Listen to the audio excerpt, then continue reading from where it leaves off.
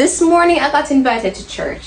Well, I did last night, right? And I said I can't make it because I would have to be at work like right now. But as soon as I was about to get ready for work, I got a phone call from my boss and she was like, the lady canceled. I was like, I'm going to church. So I said, okay, I'm going. However, it's 25 minutes away from where I live and I've never been on that route before. But I still got ready and I went in the car and I was about to drive out and he said, Pastor, stop preach. Maybe just send the link. I was like, okay, cool. And I'm very happy I didn't have to use my GPS and I could just sit in my car and listen to the whole service. It was so refreshing.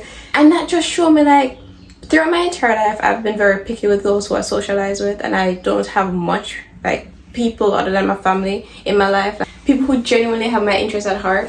I have people who are God-fearing. I have people who are goal-driven. I have people who have a growth mindset, positive, want the best for me. And I don't really care about the quantity.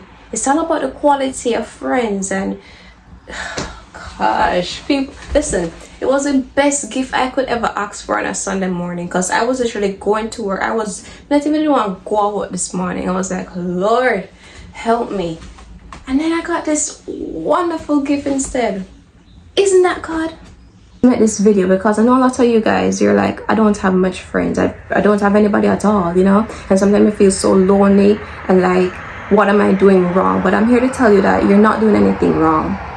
You might not go out, you might not have people to go out with and celebrate with, but that's okay. I tell you, if you're careful who you surround yourself with, you're giving them the power to influence you, whether you are conscious of it or not. And I'm very grateful for how socially selective I am. Not everybody can have a partner in my life.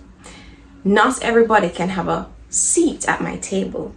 Because I'm not going to ever change myself to give somebody the room to take up space in my life. That's not happening. I am very independent, so I'm not going to push up myself in anybody. I'm very selective with those who I socialize with. I'm not going to try to fit in. And with that, it comes a lot of, being alone. Because a lot of people try to fit into the crowd. They try to act a certain way so they can belong. They don't have to sit at the table alone. But I thank God for always keeping me surrounded with people of good influence and helping me to stay grounded in who I am and not getting influenced by everybody who I come around or who ends up in my environment. Oh wow, I've never had anybody who I call friend invite me to church, and it might look so simple, but it's a big deal. Be careful and also be wise. Don't fall into the trap of peer pressure. Don't fall into the trap of wanting to fit in. There's nothing wrong with standing out. There's nothing wrong with standing out, and there's nothing wrong with being alone. There's nothing wrong with sitting at the table by yourself, because you don't want to have a lot of people at your table who can give you nothing, yet they're draining your battery and they're not replenishing it. I have people at my table, even though it might be a small amount, like probably out 5, they don't drain me.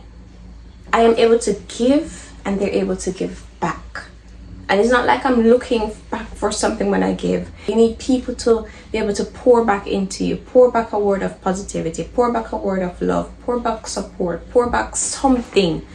Because you can't always be giving, because you're going to just end up dry. And when you're dry, you can't help others.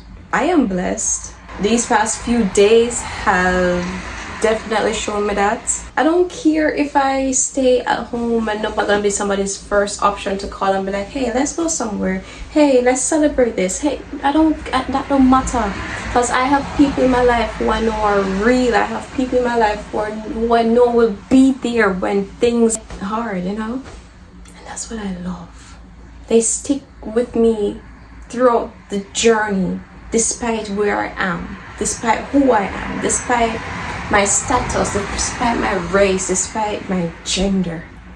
And that's the biggest blessing in terms of friendship I could ever ask for. And I'm gonna treat them right, I'm gonna make sure I treat them right, especially since I have time. Don't neglect the people who have been there for you when things weren't all that well. And be careful of those who come into your life when things are going good. Yeah, this pertains to everybody. So be wise and choose your friends wisely.